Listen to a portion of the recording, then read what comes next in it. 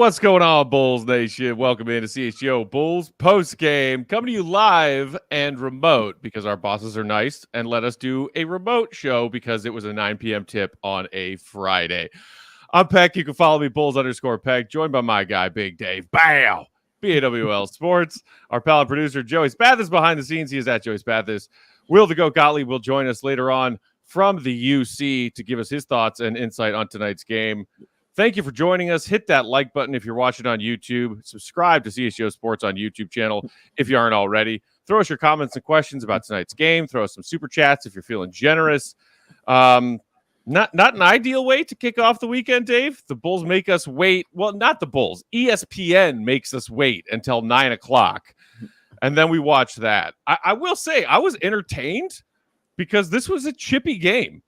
And as a Bulls fan, grasping at straws to find ways to get to the finish line this season, you know, looking at a bigger picture and trying to find ways to be entertained by Bulls games, Bulls Bucks, it just never disappoints, does it? Like it was a tight game at times. It was a big Bucks lead at times. You know, the final margin, I feel like pretty much reflected the level of competitiveness of this game, but we got some fireworks on the way there. Yeah, they definitely got into it. I enjoy seeing that. The Bulls actually showing some fight and a little bit of heart. Something that I believe myself and a lot of other fans were clamoring for in prior years because it felt like the Bulls were too cool, just too nice, and you know, just letting dudes come in and do stuff. Like I remember when Grayson Allen came in and broke Alex Caruso's wrist, and I just remember how pissed ex-players were, like Stacey King, about how he didn't do, nobody came to his aid and nothing was done about that to him. But I do remember the next game at home. I believe it was, I can't remember who did it. I want to say either Tristan Thompson or Vooch put a body on Grayson Allen and put him on the floor. But it was just, you know, it wasn't no big thing. This one was different because this one, I just really enjoyed it more because of who kicked it all off, and that's Ayo Dosunmu, who kind of kicked everything off. And when you have bad officiating like that, it causes that kind of thing. When you're not calling the game fairly and you're not calling the game correctly, and you out there being trash with your officiating, you cause this kind of stuff right here. These things happen. He's sitting there watching DeMar DeRozan get fouled by Patrick Beverley, who was playing tight defense on him, but he was fouling him. And they weren't calling anything, and Ayo just got fed up with it and put him on the floor. And then Vooch on the other play getting bodied by Bobby Portis, who was also reaching in, didn't get a call on that either. He said, "Oh, you want a foul? I'll show you a foul." and he put one on the young man. I don't recall his name, but he put one on that young fella. AJ Green. Yeah, put one on that young fella. Not the Pro Bowl NFL receiver, but the short little white guy who has no business being in the NBA, but apparently does. Yeah, hey, he came in, hit a three and a couple of free throws. So shout out to him for that. But yeah, he put one on him, showed him a foul, got a flagrant 2 and was out of there. DeMar DeRozan hitting Bobby Portis after Bobby Portis standing there flexing on him on a rebound for some reason. And DeMar got fed up with that. So that cool guy stuff went out the window, and I liked it. I liked the fact that cool shit went out the window, and you were like, no, y'all not coming in my house like this again. And I just like that. I didn't expect to win. I mean, it's the Bucks. You know what I mean? I didn't expect to get a W, but I did like the fireworks. Yeah.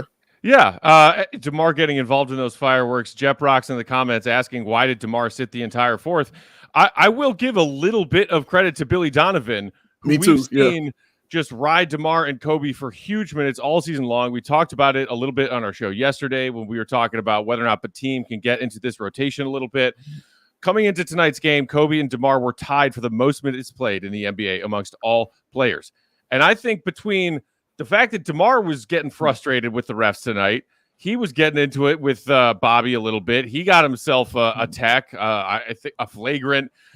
And maybe Billy Donovan saw this game was a little bit out of reach when DeMar checked out early in the fourth quarter and said, you know what? DeMar's 34. He's playing 18 billion minutes, and I don't need a hot-headed Bobby Portis to give DeMar a concussion in the final minutes of this game. So DeMar subbed out and didn't come back, and I had no problem with that. No, I honestly didn't have an issue at all with it. He didn't really have it that evening. And you saw. I mean, he had a solid third quarter after starting off really slow. I believe he was five and 7 at one point in the first half because I think he had like 6 or 7 assists at halftime. He wasn't scoring. He just didn't score, and that's what he's out there to do. But he started scoring a little bit in the third, but it still was kind of clunky, even though it was like 5 for 7. He wasn't getting to the free throw line, wasn't getting those calls. I don't know did he take a free throw? If he did, it was a low amount. It feels like that he got DeMar? to the line. Yeah, DeMar it just feels like that. DeMar, let's see, was 2 of 2, so he took 1 trip to the free throw line. Yeah, so I'm writing how I felt. So yeah, man, he just didn't have it. And then when you see him ready to fight, and then you see DeMar DeRozan, yelling at the refs, he just ain't have it tonight. And I thought that was a cool move by Billy, actually sitting him down, kind of reading the writing on the wall. I actually liked how Billy coached tonight. And I liked how he coached from the beginning and was recognizing stuff early and making adjustments. And he played everybody. Like everybody got out there and got some tick. At not just in garbage time, but like during the game, everybody got some tick. And I appreciated seeing that. Because that's honestly, I think the only way the Bulls are going to be winning any kind of games is to exhaust all possibilities and exhaust everything that you got. And, we previewed tonight's game a little bit on yesterday's show, talking about this current Bulls roster, who's available, who's not, and how they had 0 good options on defending Giannis. And maybe if Caruso could come back in and play, we've seen Billy throw Caruso at some bigger, more challenging, matchups like that. And Caruso did play tonight, but like we also saw Terry Taylor get 12 minutes tonight. Yes. You said yesterday, Dave, you're like, we might see some Terry Taylor. But I also like the fact, going back to our conversation about Patim yesterday, that Patim played 16 minutes off the bench tonight, and Javon Carter played 4. Yeah, so, Billy is clearly, and I think it's fair for Bulls fans to say it's delayed and overdue. But at this point, finally, we are getting Billy saying, you know what? To hell with it. I'm going to throw this guy in there. I'm going to throw that guy in there. And it took being this shorthanded with so many of his key rotation guys, at least at the onset this season, who he planned to be his key rotation guys being unavailable to him. But you got 13 minutes from Julian Phillips tonight, 16 from Patim. Terry Taylor played 12. And that's just Billy saying, you know what? Let's try some different shit. And it's not like I'm praising Billy for that. I'm just saying it's a nice change of pace when I think Bulls fans have been frustrated by Billy's inflexibility in certain ways. Yeah, and a lot of that also was because who's going to guard Giannis. You know what I'm saying? Like you have to make those kind of decisions too. Let's just address this now because I see a lot of people in the comments talking about it, and we'll get it out of the way. A lot of people talking about the officiating. You mentioned it a little bit, Dave, talking about DeMar getting heated. Gabriel in the comments saying, I swear the refs need to count how long Giannis takes to shoot his free throws. Andrew McKay also pointing out that Bill Wennington was talking about Giannis's free throw, seconds ticking off on the radio broadcast tonight. Shout out to our boy Clem, one of the newest CHGO diehards, who said we played pretty poorly, but some calls clearly didn't help. Chase and Ashland saying I counted Giannis was over 12 seconds many times at the free throw line. Rig Ski Man saying, simply put, the Bulls lost. The refs lost control. Yeah.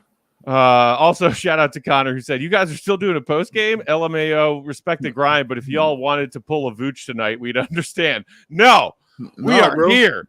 That's we are not getting ejected on purpose, even though it's Friday night at 12:02 a.m. Central Time. We are here for y'all. Always. I'm going to talk to somebody after the game. All right. My mom is tired of hearing me talk to her about this stuff. So might as well talk to y'all and Matt. I was honestly looking forward to this post game after watching that game tonight, because it was an entertaining game. About the refs, the Giannis free throw thing, whatever. It's been ongoing. Sometimes they will call him for it, whatever. The chippiness, I think, needs to be addressed a little bit more, because, I mean, do Bulls fans have a legitimate grievance about how this game was officiated tonight? I think yes, to a certain point, because when you look at it, the Bulls were called for 21 fouls tonight, and the Bucks were called for 18. So that's not a huge disparity in number of fouls called either direction. The Bulls did get 2 techs called and 2 flagrants called on them. I think that more points to the Bulls losing the mental battle against the Bucks tonight and getting frustrated and letting Bobby Portis or Pat Bev or whoever it may be getting under their skin. Vooch clearly lost the mental battle tonight, the way he, lashed out like that. But even though it was only 21 fouls to 18 fouls, and that's not a huge difference, the Bucks took 32 free throws to the Bulls 16. So that's like, wow. It's almost all of the Bucks fouls were shooting fouls and the Bulls weren't. How do you get that small of a disparity in fouls called, but that big? They doubled them up in free throw attempts. The Bulls were able to stick around for a little while because the Bucks didn't shoot that well from the free throw line. But to me, here's the thing. It's a nationally televised game. The Bulls don't get many of those. It doesn't matter from my point of view that the Bulls are the team playing on their home floor. You would not even knew the Bulls existed if you watched the ESPN broadcast tonight, which I did because I was curious. I did too. I wanted to see what the ESPN heads were talking about in the game tonight. And guess what? The headline was Giannis, sub-headline, Doc Rivers and the new look Bucks. What's going on with them? They spent the entire halftime show talking about it. Yes, they interviewed Billy between the third and fourth quarters, just like they interviewed Doc between the first and second quarters in the sideline reporting. But this national broadcast was all about the Bucks, one of the top seeds in the East. The Bulls were the afterthought. And that is the Bulls' lot in life right now. The Bulls aren't the team getting calls on a nationally televised game, even if they're on their home floor. They're not. Does it suck? Did it seem like the Bulls got the short end of the stick with the officiating tonight? Absolutely and absolutely. But they have done that to themselves by being where they are, which is an NBA afterthought. You want to get some more respect from NBA officials in a nationally televised NBA game? Be a significant NBA team like the Bucks are. Yeah, I just want you to get the call right. And I want you to avoid chaos like you saw happen, because I called as soon as you saw that happen on, especially the Vooch one, I was like, oh, he's about to get kicked out the game. You saw it. Like, you have to avoid that shit. And I don't care about them getting the calls. You're right. Everything you said is right. But for me, it's more like, no, you have to do your job to avoid the chaos. You avoid Ayo Dosunmu having to lay out Patrick Beverley. That ain't got shit to do with nationally televised. That's just you sucking at your job right there. You letting Vooch get bodied up like that every team. That's just you sucking, and guys are going to retaliate because you're not doing your job. Now, them having more free throw, I expected Giannis to be at the free throw line living there. That's Giannis. Yes, you're going to get calls. I didn't expect them to outwin the battle or anything like that, but I did expect it to be somewhat fair and you keeping the peace to where guys are not about to lose their minds. Like, DeMar DeRozan is probably one of the coolest dudes, like the coolest level-headed guys you'll see on the floor. And he'll complain to the refs for sure, and you see him get attacked. But when he starts swinging on people, then it's your fault. That's how I feel. It's your fault. He's not just going to do that to be doing that. Now, there wasn't nothing to call on that play because Bobby Portis just flexed, and he felt he got fouled, and he didn't. I agree with the ref on that. He didn't get fouled, but he felt he did. He was just more mad at Bobby flexing on him. You know what I mean? And trying to, yeah, you little fella, like that. And everything the refs didn't call built up in him, and he got pissed, and he took a swipe at Bobby Portis on that one. And that's how that went. You saw Drummond getting pissed. Drummond draws fouls. You know what I mean? If anybody draws fouls, it's Andre Drummond. So the fact he wasn't really getting those calls either, that was a little surprising too. But yeah, yes, the Bucks are going to get more calls than you. They're a better team than you. Yes, everything Matt said is right. You have to keep that fairness from it getting chaotic and getting out of control, because guys are going to take that in their own hands. And my point is that when Ayo Dosunmu is laying cats out, you're doing something wrong. It's on you. Chase and Ashland in the comments said, bottom line, Bulls cut the lead to 8 points. Vooch cannot be dumb enough to get thrown out. We can't afford to lose anyone, especially another starter. And it's not like Vooch was doing anything great for the Bulls tonight. Like, he did have a near double-double. His classic, I mean, this has basically been his average as a Bull, 17-9. I think his career average with the Bulls is 17-11. But, I mean, he was a team worst minus 19 when he was on the floor tonight. And when he didn't get that call against Bobby, when he was banging with Bobby in the post, and you saw him take out his mouth guard and yell a bunch of shit to that ref, running back on defense. And then you just knew, you're like, it's coming. You know, so instead of hitting that guy, you headbutt Bob Barker. Like Vooch, you're like, okay, well, this is going to happen. And Vooch is getting his frustration out, which is why I said a moment ago, like, I'm fine with the fact that Billy said, hey, DeMar, come sit down. Sit down. Because DeMar was on the verge of losing it too. Yeah. Somebody in the comments was wondering about why it is that Vooch and DeMar, like the vets, are losing their cool. And can you find that one, Joe? Because it was an interesting point about how, like, why is it that the young guys on this Bulls team have to be the ones telling the vets to maintain their composure? We gotta keep our composure. Because, we saw Vooch, whipping the bench chair with his towel the other night. He gets tossed tonight on a flagrant 2. DeMar having a tough time.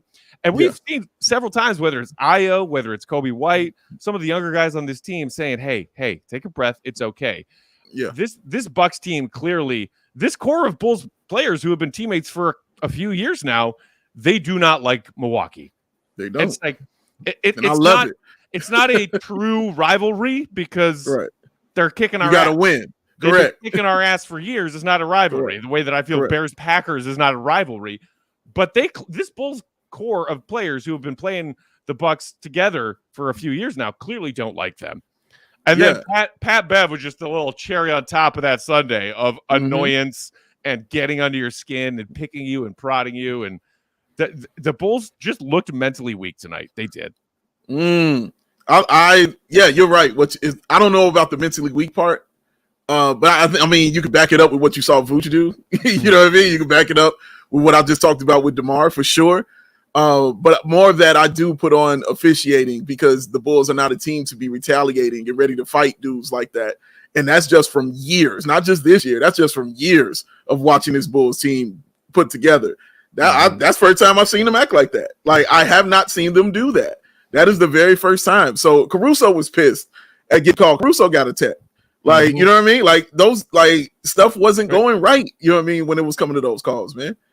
Caruso's tech seemed really soft. Like, very and quick. It was like, he was airing his grievances after a foul call that he thought was a questionable foul call. And the ref was immediately like, I do agree with the overall vibe of NBA fans that this season, the last couple seasons, NBA officials have gotten really in their feelings and are really quick to blow whistles and make things personal with these players when it's like, hey, stop making the game about you. We didn't come here to watch number 87 in gray and black stripes. Like, shut up. Let's take our first break there. We'll come back and break down more of tonight's game. Still plenty to get to. We got to talk about what we saw from Kobe tonight, from Io tonight, from the bench tonight. People in the comments asking about Batum again, who had a solid game. We will get to as many of those comments as we can on the other side. Hit that like if you're hanging out with us on YouTube. We appreciate it. Big Dave, what is up first? I'll tell you what's up first. Shout out to Jelly for getting his Sub-Zero t-shirt in the mail today. Hey! Look at Matt. Got his in the mail today. Mine said it was on the way 10 days ago and it ain't got here. So we're going to have a conversation with my main man, Mitch, and see what's going on. So I can get my shirt. I got my hoodie, though. Definitely got my hoodie, but I want my shirt. The other thing that's going on is the most unexpected, unscripted, unforgettable motorsports experience for families and fans in the world today. It returns to Chicagoland for an adrenaline-filled weekend at the All-State Arena, March 1st through the 3rd, this weekend. Friday, Saturday, Sunday. World's best drivers show off crazy skills and all-out racing in fierce head-to-head battles for the event championship. Engineered to perfection, the 12,000-pound Monster Jam trucks push all limits in freestyle, skills, donuts, and racing competition. The Arena West champion will receive the highly coveted automatic bid to the prestigious Monster Jam World Finals to compete for the title of world champion.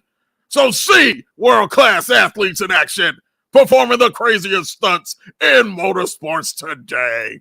Experience big-time family fun. Family at Monster Jam. Unexpected, unscripted, unforgettable. This is Monster Jam. See it at All-State Arena March 1st to the 3rd this weekend. Link in the description. Trivia, Matt. Question 1 or question 3? 1. How tall is a Monster Jam truck? You mean like when it's on all 4 of its wheels or when it's standing up on its 2 hind wheels? It just says how tall is a Monster Jam truck. That's all it says. Joey's guess is 12 tons. That's a new measurement of height, by the way, is tons. I'm gonna guess 25 feet. Oh wow. Well, Joey got the 12 right. It's 12 inches tall. What? 12 feet, excuse me. Okay. 12 feet tall. You talking Hot Wheels? Like, what I know, right? GoBots. That's what I'm talking about. Post game tonight also brought to you by our friends at Coors Light. Whether it's your team stressing you out, we can relate to that, or just life in general stressing you out, things can feel chaotic. We all have to deal with it, and there are a few different ways to deal with it. You can go scream at monster trucks if you want to. That's fun. You could also just crack yourself a nice ice cold, refreshing Coors Light. Coors Light helps you find those Zen moments of chill all year long.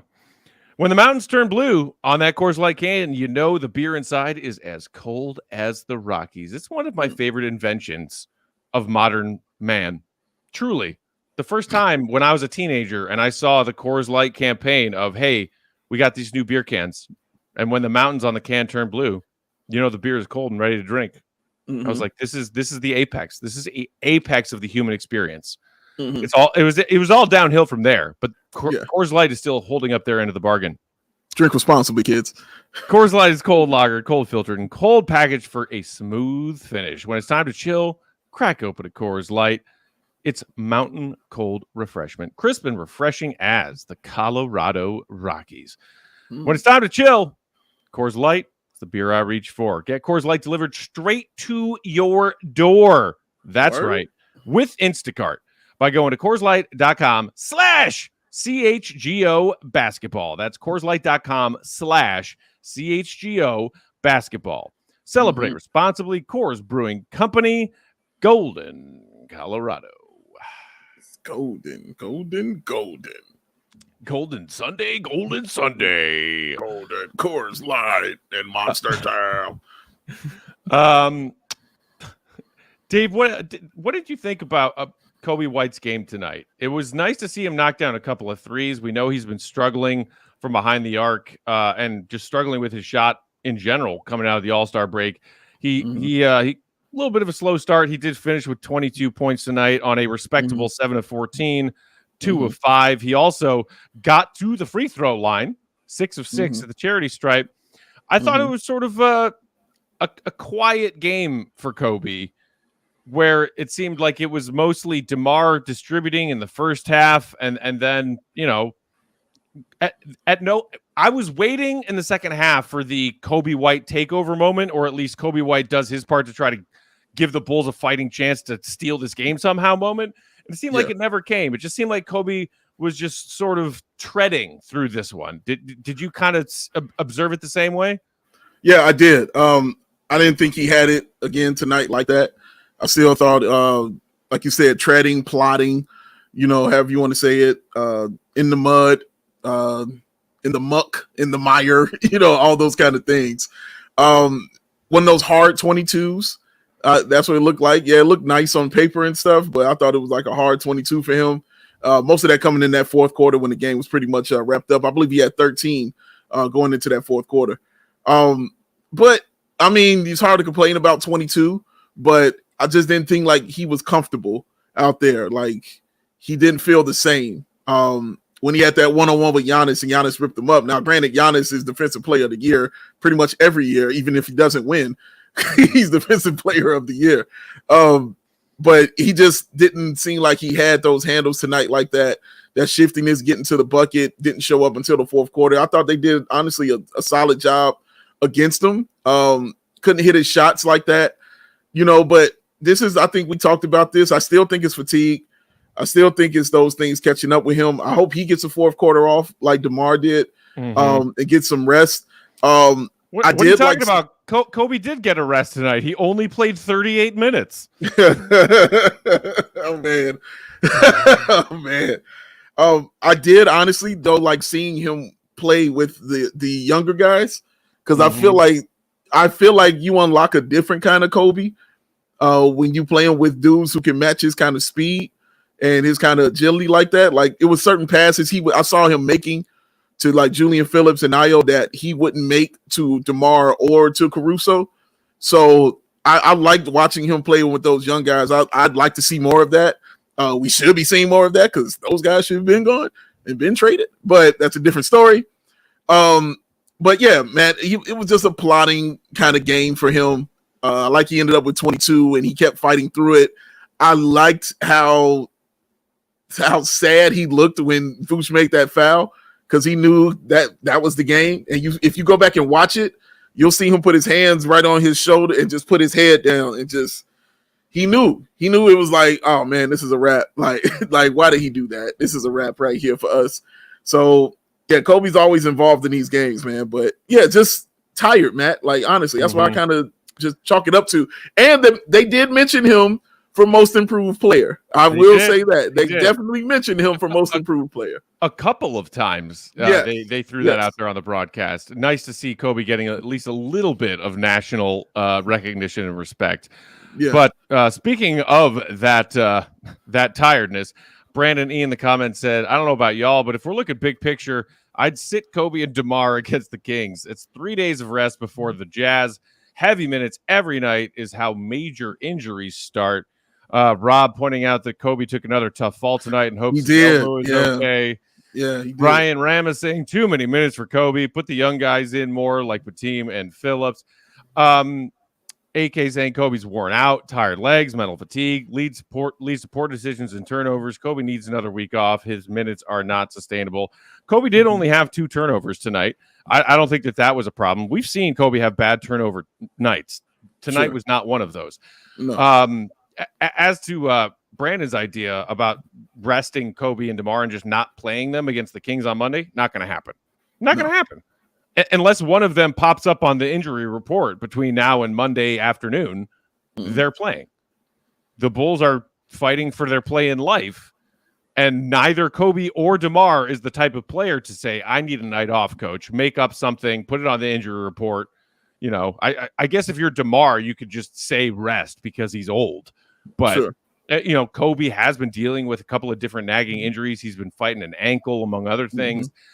They could, if they wanted to, find a way to give Kobe and or DeMar a night off, but they're not going to.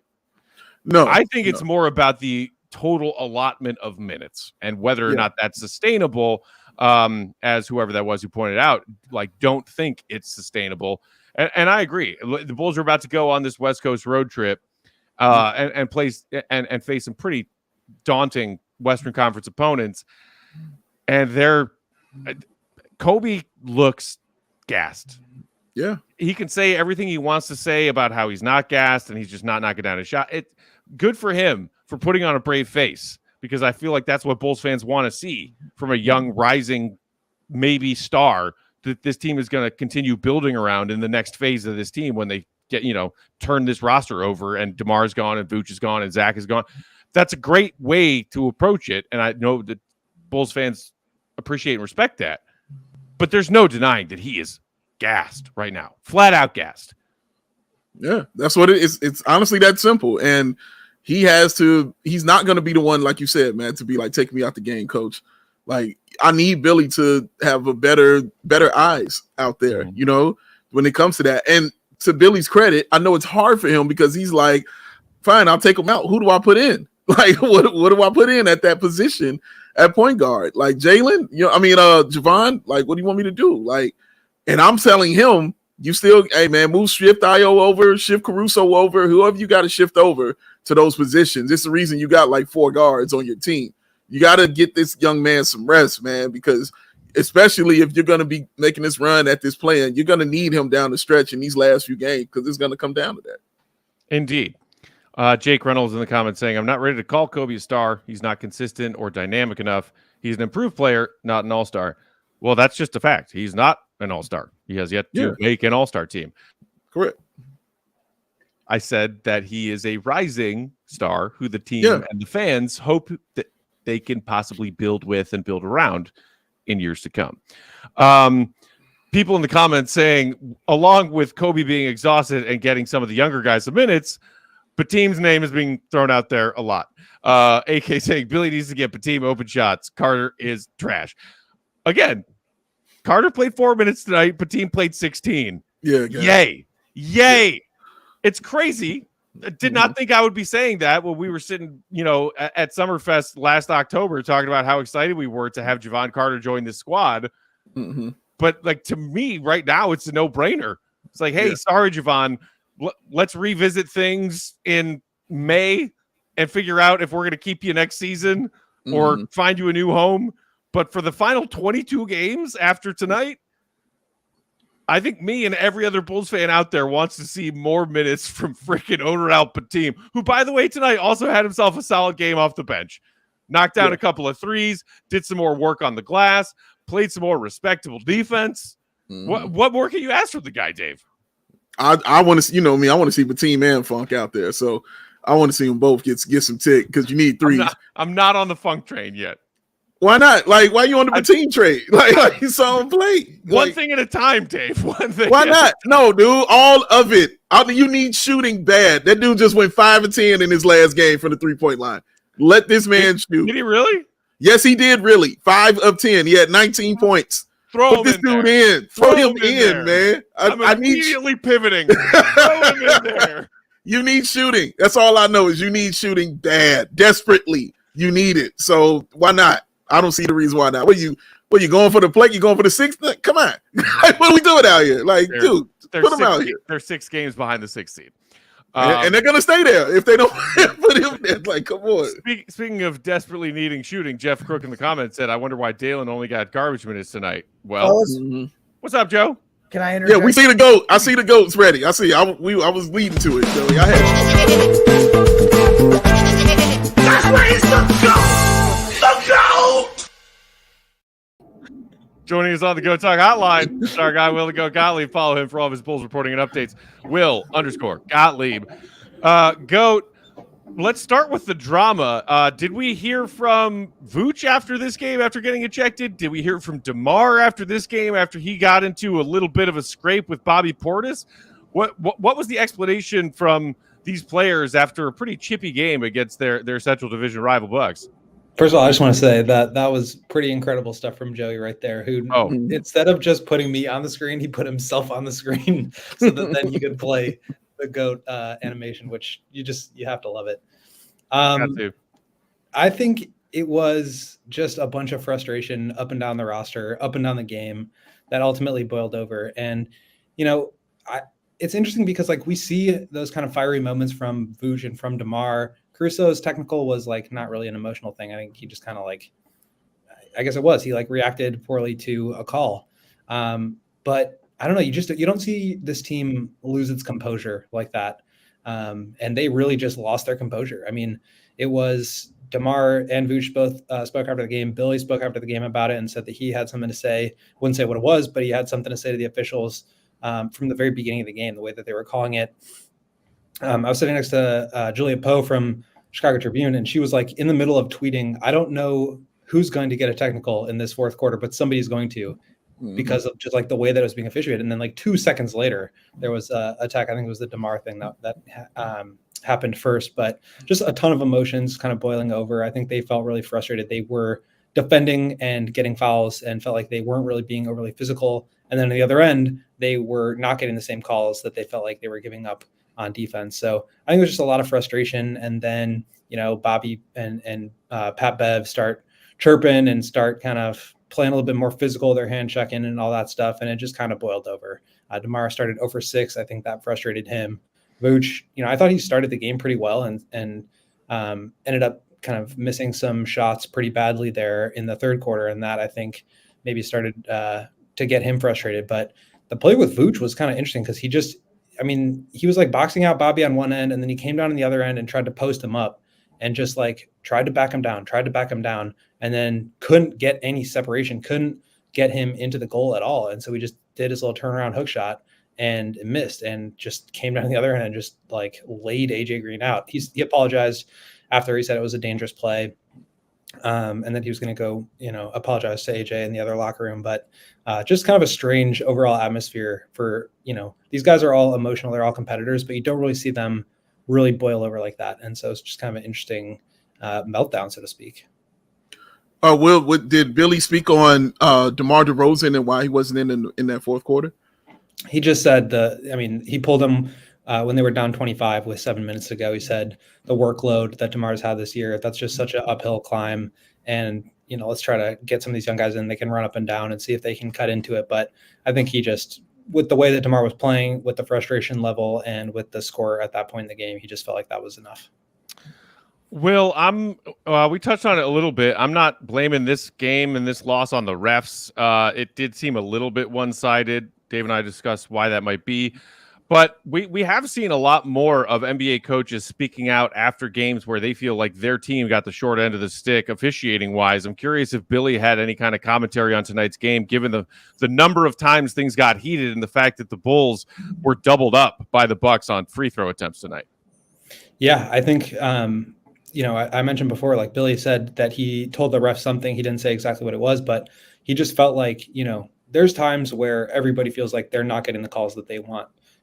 But they were, I don't remember the exact number. It was like 6 free throws to 0 at the end of the first quarter or something like that in favor of the Bucks. And, Kobe ended up getting like 3 or 4 straight fouls at the start of the second quarter to put the Bulls in the bonus. So it did kind of even out, but it just didn't really feel like it did, I guess, to the players. And look, when you're guarding Giannis, he's going to get fouls. He's a super duper star. He goes to the basket hard and he finishes. And so anytime there's contact there, the refs protect him. But at the same time, like he is drawing a lot of contact. And I think for DeMar, who's a guy that, likes to get guys to bite on pump fakes, he's not necessarily like crashing into people on his way to the basket. He's more trying to like finesse them and get them to jump. And he's being guarded by Giannis. He's being guarded by Bobby Portis and Brook Lopez and these guys that are 7 feet tall. And so they're not really giving up the pump fakes in that situation. And then you've got Patrick Beverley who's hounding you. And I thought he kind of got away with a couple fouls on the perimeter area. After the game, we talked to Pat Bev for a second. He said he was surprised that they put DeMar at the perimeter against him as opposed to the post where he felt like he had a little bit of an advantage. So I think it was like some ticky-tack stuff that maybe didn't go their way. And, they're playing against Giannis and he's getting all these foul calls because he's Giannis. To me, it didn't feel like it was like egregious. I can understand why the players would feel that way, especially just like the physicality that Giannis plays with going at you. And so I can definitely understand it. But it was just like from the start of the game, I think they felt like they were kind of at a disadvantage and it just boiled over for 3-4 different people. Well, was you get a chance to speak to anybody else like Ayo? Because we were a little surprised that basically the one person who kicked all that off was Ayo. When it got to time for guys getting physical, and retaliating and things like that, were any other players speaking about that? No, we just spoke to, it's 12:30 here, so that people are trying to get home, but we spoke to Vuce, waited for us graciously. He had been like showered and everything, so he could have left like before the game ended, but he waited for the media. I thought that was very nice of him and respectable. And then we talked to DeMar briefly and then Patrick Beverley for 2 seconds before he ran out of the scrum there. So didn't really hear from much else, but I think that there was just like a general sentiment of like, we lost our composure and we know we can't let that happen. But we also kind of felt like we were at the short end of it with refereeing. And Billy also made a point to say, like, I know everybody feels that way all the time. So there's not like any uniqueness to us feeling that way, but they felt that way. It was competitive at certain stretches tonight, though, wasn't it, Will? We'll always have that. It is a late night. We will let you get out of here and get home. Thank you for joining us, buddy. We appreciate it. Bulls fans, read Will's stuff. AllCHGO.com is where you can find that. Sign up to be a diehard at CHGO so you can get the very best of GOAT's content and coverage. Follow him, Will_Gottlieb, on that Twitter machine. Will, enjoy your weekend, buddy. Well earned, and we will talk to you on Monday for Bulls Kings. Later, guys. With that, let's take our second break. We will come back and wrap up with a few more thoughts on tonight's game. We'll get to any super chats we have lying around and whatever else is on your mind out there in Bulls Nation. Hit that like button if you haven't done it yet. Now's the time. Do it now. Do it for Troll Joe. Postgame tonight brought to you by our friend Charlie the Bacon Guy. Shout out. Still remains my favorite current sponsor of ours, probably to no surprise. Charlie the Bacon Guy, based out of Woodbridge, Illinois, makes craft bacon and bacon jams in over 35 different flavors. His bacon and bacon jams are all naturally cured, preservative-free products. No ingredients that Charlie can't pronounce himself involved in the process. Unlike a lot of store-bought bacon where you read the ingredient list and you're like, what's that ingredient? Because that doesn't say just bacon. Delicious, pure as the driven snow bacon. That's what Charlie does. He vacuum seals it and freezes it, and it helps it last very long. The bacon lasts in its package up to 60 days in the fridge, and a week after you break that seal of the vacuum seal. Also, 9 months in the freezer if you want to save it for a special occasion. The bacon jam lasts even longer, 90 days in the fridge, up to a year in the freezer. But let's be honest, if you're getting Charlie the Bacon Guy's bacon, you don't need to worry about longevity, at least if you're me, because you're eating that right away until it's gone. He also has merch that you could check out. You've maybe seen me rock his Charlie the Bacon Guy hat on our set when we are in CHGO Studios. I love that hat. I'm going to steal it any day now. He's got beanies, also T-shirts and stickers. He's got coffee mugs. Check it out.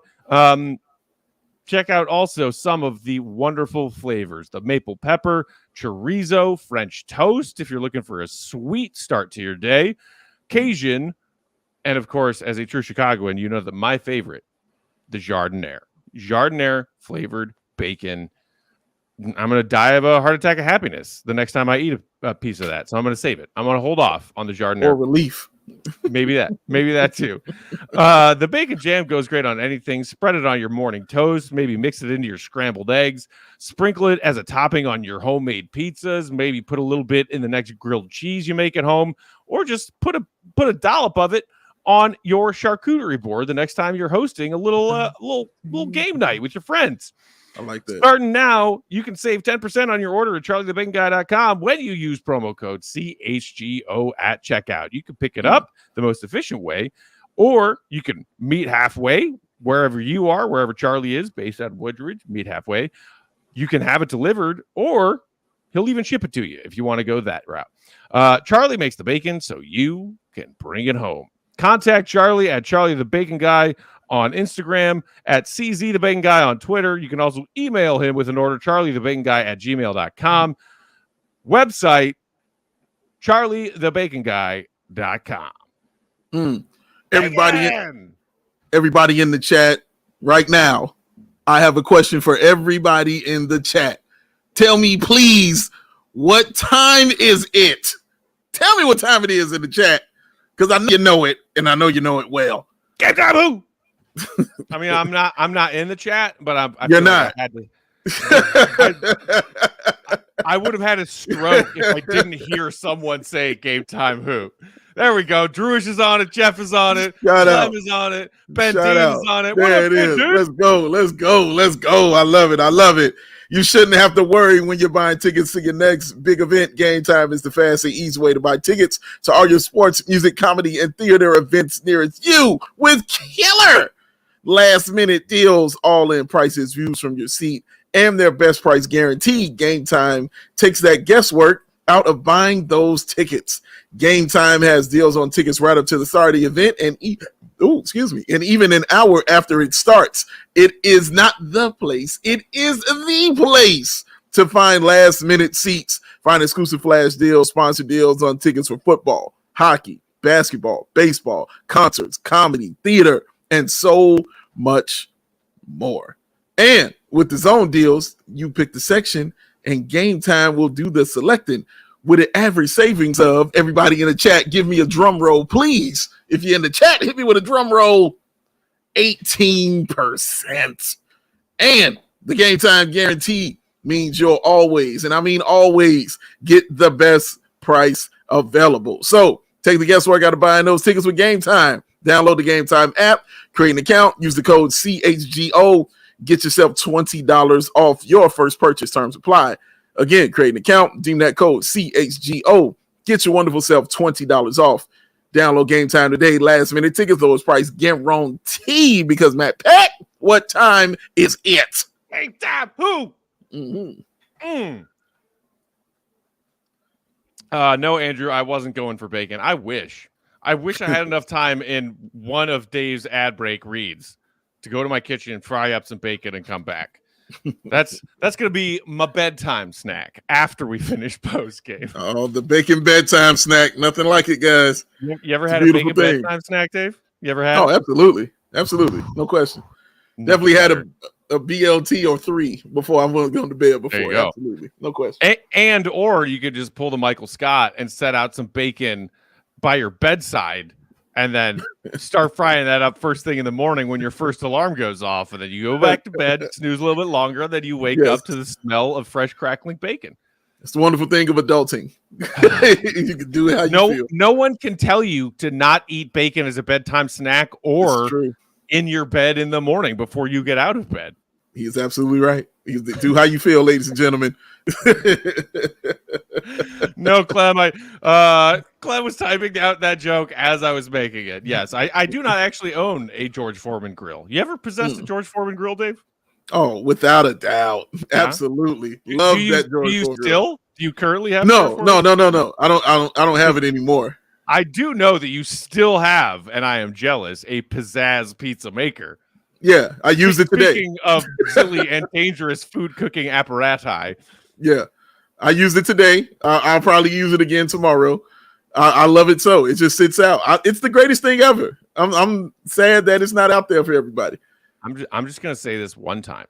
Sure. And I can't remember if I've said it before, but I'm going to say it this one time. Waiting on an invite to come enjoy a fresh, hot, delicious frozen pizza cooked on your pizzazz. Because you know that at one point in my past, I had a pizzazz and was in love with it. Yes. And I no longer have it. And I miss frozen pizzas cooked on a pizzazz because there is no comparison. Also tell you this. I used to, this was around the time when I was still eating meat, but I would make meatball subs on that pizzazz as well. And that joint was awesome. Yeah. Like, cause when you put of course, after you cook the meat, but when you put it in and you put the sauce in and the cheese, sit it on the pizzazz and it will be perfectly toasted and the cheese will be perfectly melted. And it is amazing. I promise you. We have to move on because I'm getting aroused. Dave, can we talk about Pat Bev for a sec? I feel like we covered the major bases of what happened in the game tonight. Yeah. I want to get your take on Pat Bev because here's mine. I was laughing. I saw a lot of Bulls fans in my Twitter feed tonight as that game was happening, and that especially as Pat Bev was doing more and more Pat Bev things in the second half. He went on like a one-man 10-0 run at one point there in the fourth quarter. He did. He gave Julian Phillips, my sweet special boy, the too small after a little floater all-the-way jumper in the lane. It broke my heart a little bit. He knocked down some threes and was shouting at the Bulls bench. He was shouting up in the stands at Bulls fans saying, "This is my city." Classic Pat Bev stuff. Yeah.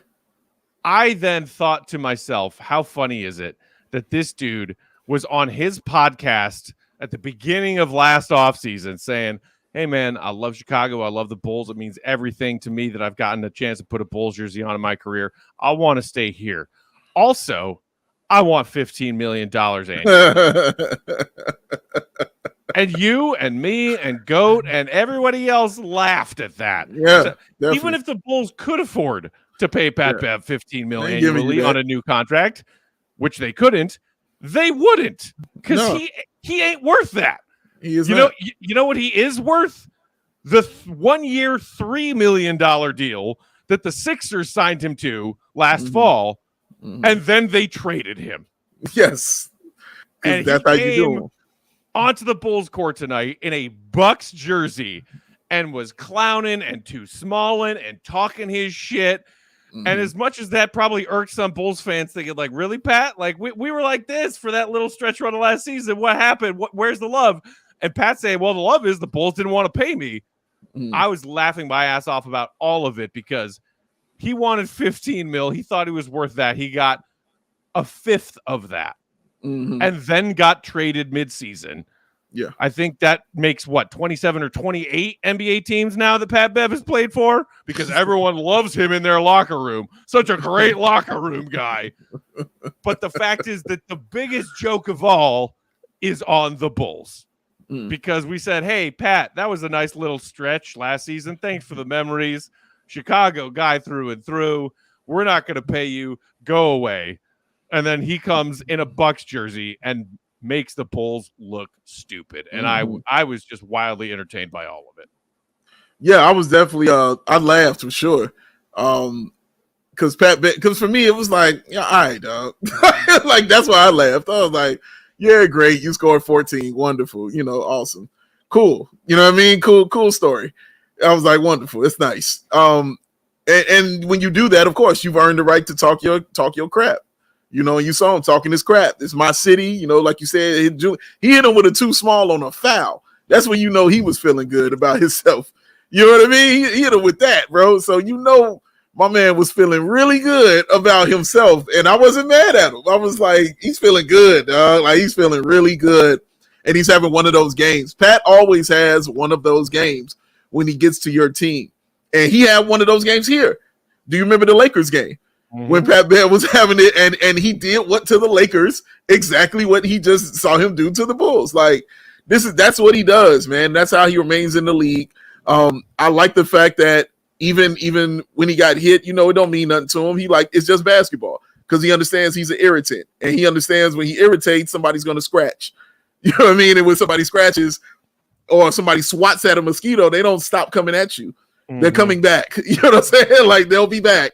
They understand that. So I've always liked Pat Bev. I still will always like Pat Bev. But yeah, it made me laugh, man. Like for sure. I was definitely laughing because I'm like, oh, look at Pat having a game out here.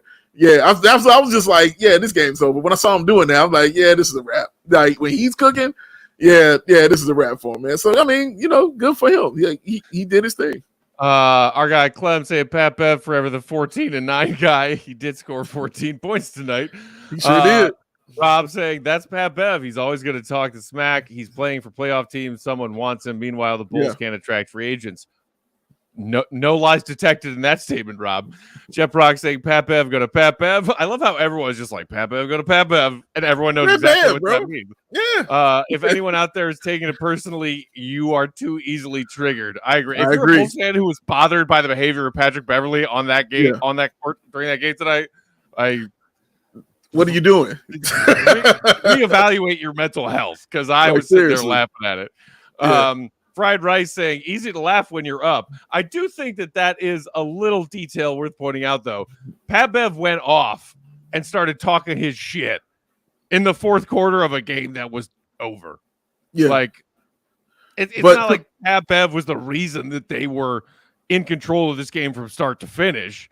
No, Giannis put up like a near 50-point near triple-double. But Pat Bev loves coming in and taking whatever slice of the pie of credit that he can when his team wins. But to his credit, Pat Bev be talking when they down 20. Pat Bev would talk to you when it's a 2-point game. He don't care. Like Pat Bev is always going to be running his mouth. The MJ with the baseball bat, hunkered in his locker. Yeah, with a stogie. Dude, you talking shit when it's nothing, or when you're down. Yeah, you remember, Matt, when we were at the Minneapolis game and DeMar was cooking his ass, and DeMar hit him with the too small. That was a close game. You know what I mean? They went into overtime. Like he was still talking though. Like he's Pat Bev. Like it's Pat Bev's gonna Pat Bev, like you said. I don't know why that's not a T-shirt yet. That he ain't just done that, but that is a T-shirt. Pat Bev is gonna Pat Bev, man. That's what he do. Okay, so Jake Reynolds in the comments said, LOL, the Bulls are lacking 3-point shooters, not two idiots who never shut up. And I thought for a second he was talking about us, Dave. But then I looked up and saw that our guy, flip side, said Pat Bev and Bobby Portis are the type of dogs the Bulls are lacking. Bunch of nice guys on our squad.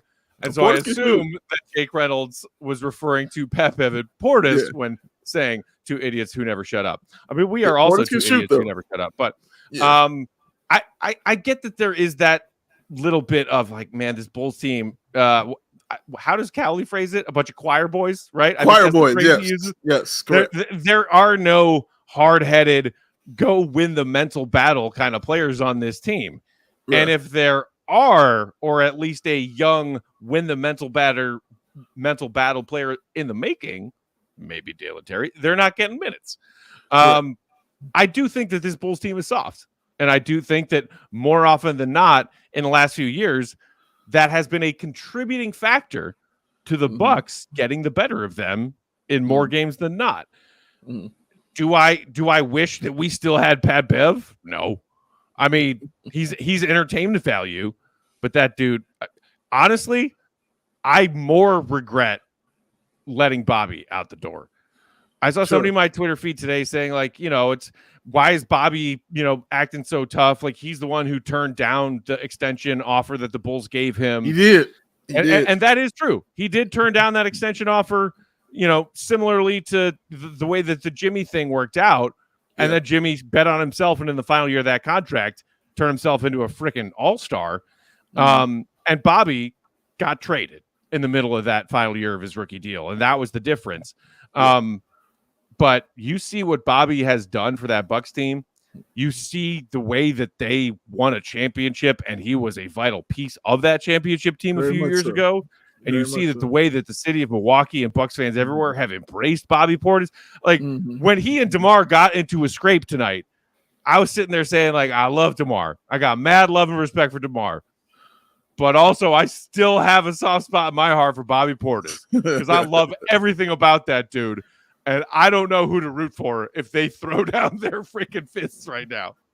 Oh, I do. It was going to be DeMar DeRozan for me. Like, I was definitely – because Bobby ain't got no love for you no more. You know what I mean? At all. True. There's no love in his heart anymore for Chicago, dog. Like, for real. He might love the city and the dining area, but he ain't got no love for the Chicago Bulls, dog. It ain't there. It ain't there. So if it ain't there for him, it ain't there for me, bro. And it should be that way. I'm okay with it being that way. That's true. I have a special little extra connection. Sure. I know. Right. Bobby and I got to hang one time. And, right. And he was a very, very kind, sweet, polite young man, having a nice chat with my mom. My mom said, Bobby Portis, such a polite young man. So, hey, if you get the thumbs up from Sarah Peck, you're good in my book for the rest of time. He put down Nico, so he cool with me. That too. Yeah. I saw somebody in the comments earlier making a joke about Nico Mirotic PTSD. Like, I think Bobby got too big of a bad rap about that for a long time, and I think that, well, hey, he's still here, and he's still a very important player on a very good NBA team. Agreed. Where's Nico? Not here. Punched out of the country. That's what he got. Let's get out of there. Let's call it now. It is almost 1 a.m. Wait, hold on. We got super chats, man. We got a couple super chats. I apologize. My goodness. Couple super chats. Where is my head? My head is in Bobby Portis's lap.